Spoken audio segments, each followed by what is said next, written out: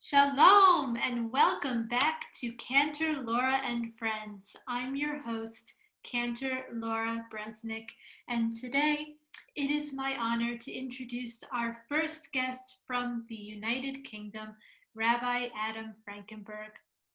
Rabbi Frankenburg was ordained from Leo Beck College in 2015. Rabbi Frankenburg entered the rabbinate by way of the natural sciences, receiving the U.S. equivalent of his bachelor's from Kiel University. A neurofibromatosis patient, Rabbi Frankenburg has had to overcome several hurdles during his life, and this is where we begin our conversation today. So once again, Rabbi Adam, it's good to have you on the show. Well, it's good to be here. Where would you like to start? Let's see. Well, how about you fill the audience in on what you're up to these days?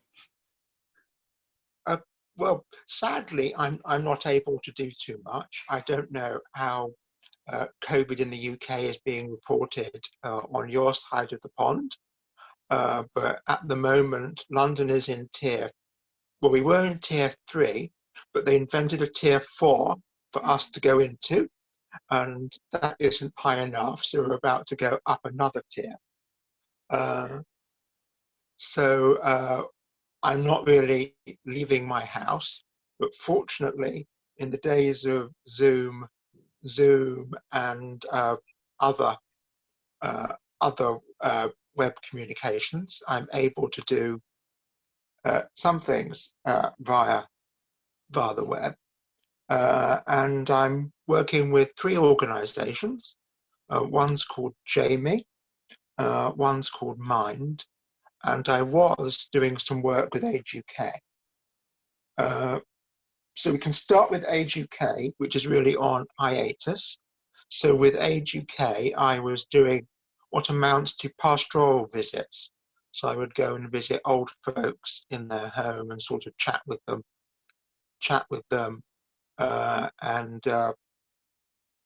and also I'd help Age UK if they needed advice about Jewish issues, because they were glad to have a rabbi on board. Quite a funny story. My first chap who they gave me was quite a cantankerous old Jewish gentleman. And when I went there, the first thing he said to me was, if I'd wanted a rabbi, I'd have gone to Jewish care. And so I was able to respond, funny you should say that. If I'd wanted an old Jewish gent, I'd have gone to Jewish care too. I wanted to get out of the bubble, but it looks like we've both been typecast. But in the end, we got on great. But obviously, at the moment, I'm not able to make house calls, and people aren't able to receive house calls. And a horrible generalization, but the older community aren't that good at using internet technology. So I haven't been able to make too many Zoom visits. And in fact, I'm not that great at web technology myself, but I'm You're coping. doing just fine. Yeah, but not good enough to talk seniors through how to use it remotely. So Jamie is specifically a Jewish mental health charity, and sort of in the spirit of full disclosure, not only do I work there, but I'm also a service user there, because I've been experiencing some mental health problems myself. And that's very much the model they work on, that the people who use the service, if they can, provide help there too. And it's all voluntary. We have a couple of paid positions, but most of it's voluntary. Certainly what I do is. And even the paid positions are largely done by people who were service users. And that actually builds on my scientific background. So I've ran some sessions on chemistry and chemistry and science in the news. So when I could still go in, I ran practical chemistry demonstrations. When you could buy chemistry sets for kids and tinker with them a bit and go in and run some interesting demonstrations. And then once we haven't been able to go in, sort of had general discussions on science in the news, avoiding COVID, because everyone's sick to the back teeth of that. So I would just go in, people would ask me science questions, and I would do my best to answer them and sort of dispel myths as gently as possible. Yeah. So if people didn't believe in climate change, I would, as gently as possible, try and bring them round. I know a few of our colleagues in the rabbinate who come from science backgrounds. It seems the two go very well hand in hand. Yes, I've found no conflict. People are sometimes surprised by that.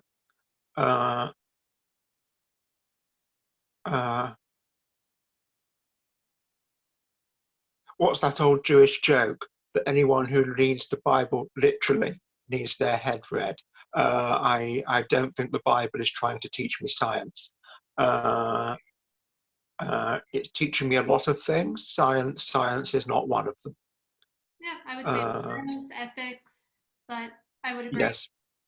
Yeah. So Jamie has been making very much use of my science background.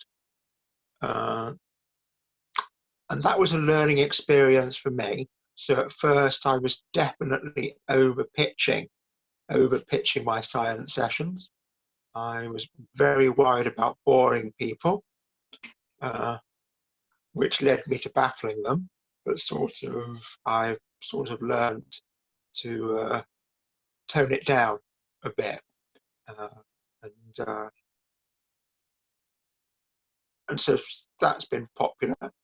And on the other hand, for Mind, which is a non-specifically Jewish mental health charity, well, I've only occasionally used their services because Jamie looks after me very well. There I've done some Jewish-related activities, but mainly I've helped the people running it when they've had some Jewish questions. So we want to know, can we do this? Can we do that? So you've been the on-call rabbi. Not as formally as that, but sort of when they've had some questions and they've wanted a tame, non-scary rabbi to ask something about. That's great. And as you mentioned before, you also receive services from these different mental health organizations. I'm wondering if you could talk a little bit about your personal journey. Yes. So back in 2014, which was before I was ordained, I had a massive and near fatal seizure, and it's taking me a very long time to get back on my feet.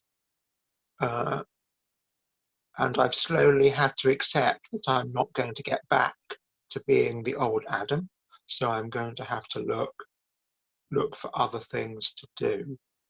And that was a hard journey. And I became really very depressed.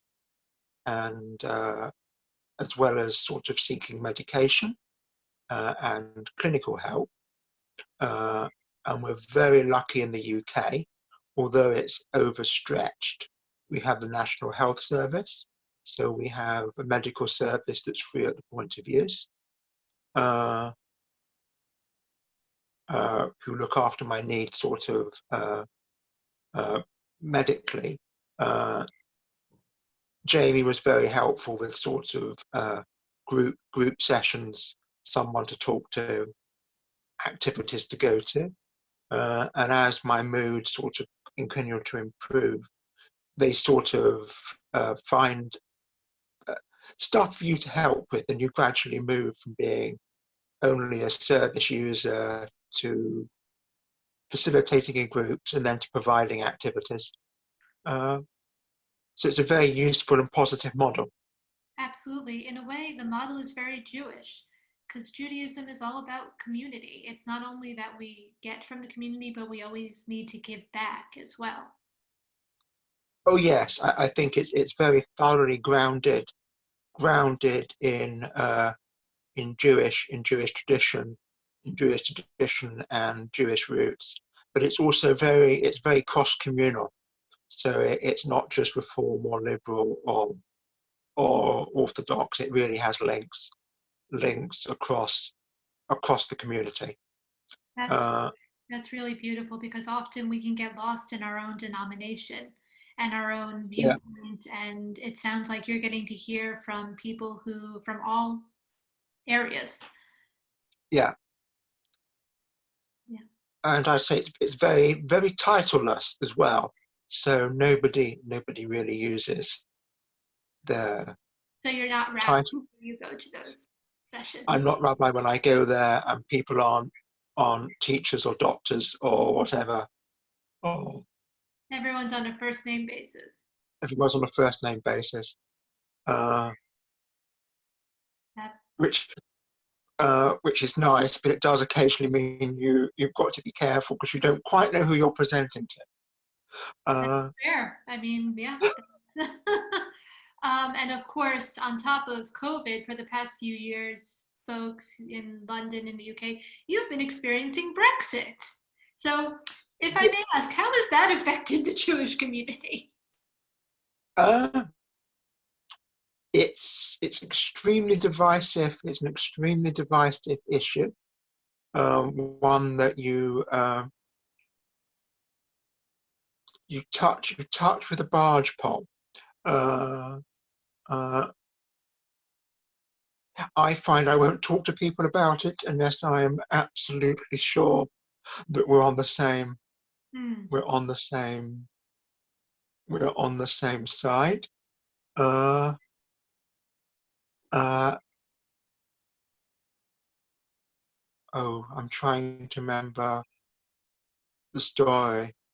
Uh, before all my health problems, when I was still a student rabbi and we went out to various communities, I'd called someone up to the reading of the Torah, and she'd done her blessing, and I'd done sort of my blessing of her. And commenting on the Torah reading, she said, and that's why we should all vote UKIP, which is the party which is uh, sponsoring Brexit. And I said, without thinking about it, uh, we very definitely shouldn't.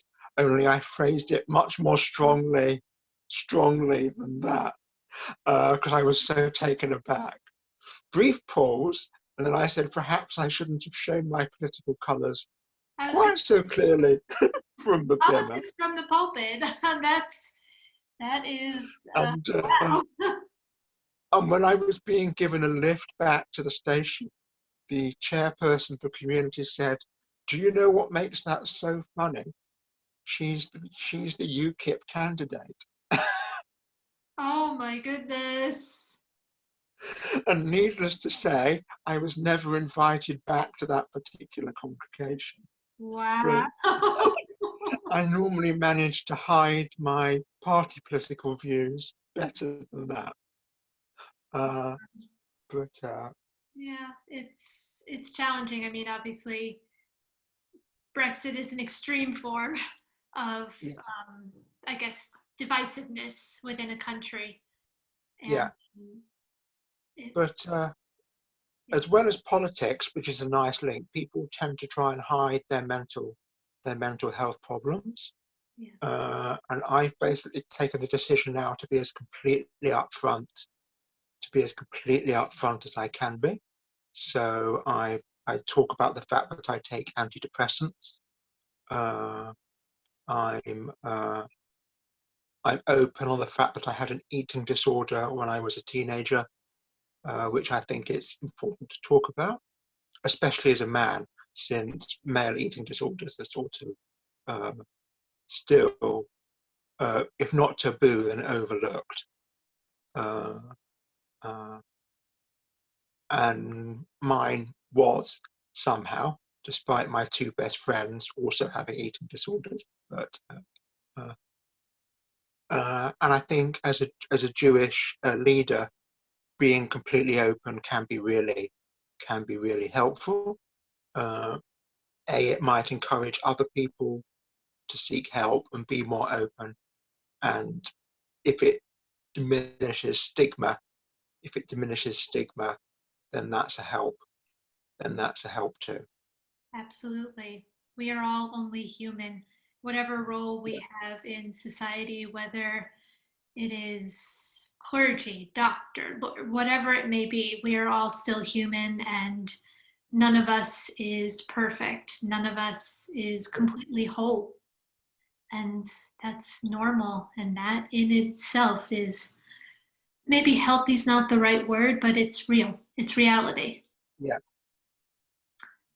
And as long as we keep supporting each other in the ways that we need it, we can continue to live lives of worth and lives that will will be okay. No matter what happens, we'll be okay. yeah, Yeah.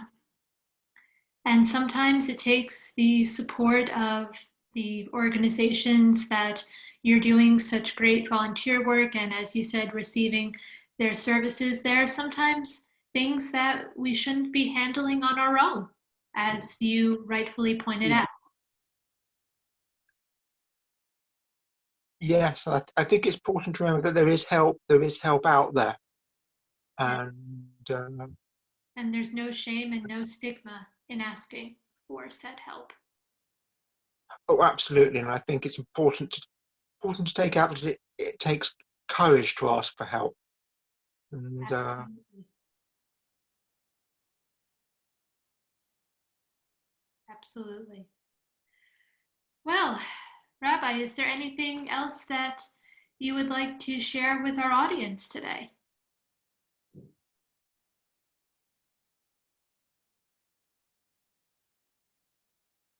the only thing, I mean, this is going to sound trite, that in both our countries there's a lot that needs fixing, and it can feel depressing, but we can each do our tiny little bit, and if we all do it, things will improve.